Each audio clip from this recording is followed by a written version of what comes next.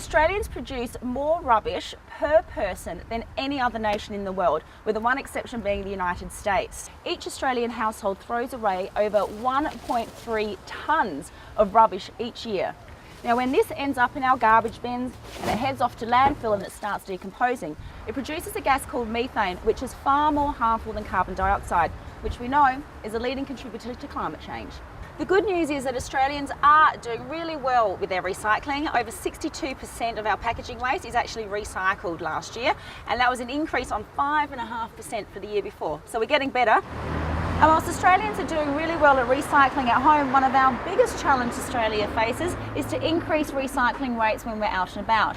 As we eat more food and drink on the move, we're finding more litter on our street and more waste ending up in landfill that just doesn't need to be there.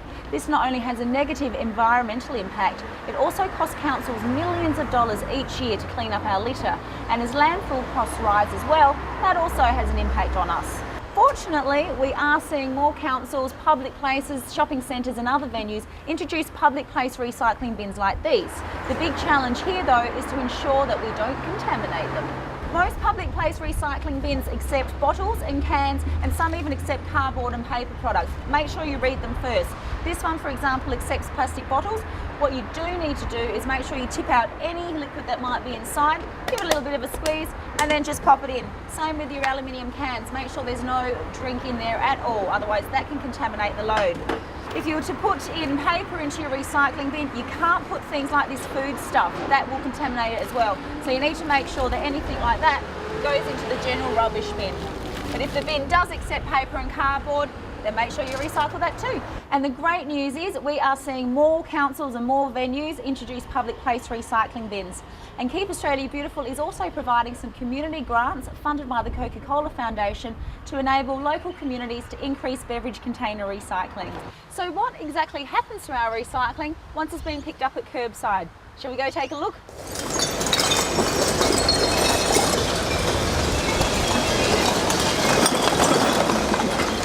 What we've got here is the products just come in on the truck. We've emptied it out. What the loader driver does when the loads come in is they turn the load over and they just move it around and break it up a little bit, so when it goes through the MRFing process, we're able to make sure that the material that's meant to float over the bounce conveyors like the paper actually does that, rather than it all being compacted together and not working through the MRF properly. Okay, Lara, it's the first part of the process here. It's a manual sorting process. As the product has come out of the trucks, these guys here are actually taking out the material that is contaminated. Obviously, the stuff that's already in the bag, we like the material outside of the bags so that it doesn't end up going to landfill here. We take the cardboard out as well because the cardboard goes directly over into our cardboard shed, and the rest of the process goes through to sort and separate the different materials from here.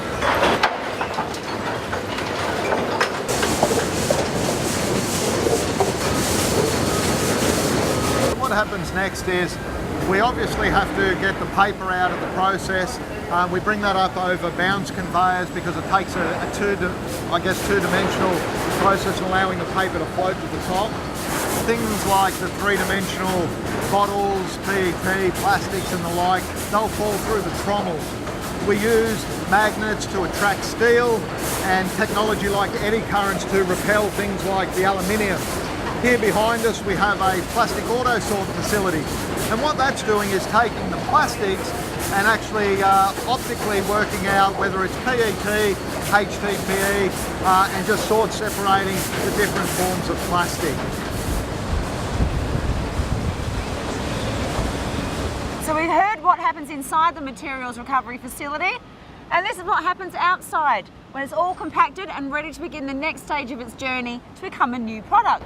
So by recycling more, we're not only helping the environment by reducing waste in landfill, we're also saving energy, water and natural resources, and also helping to tackle climate change.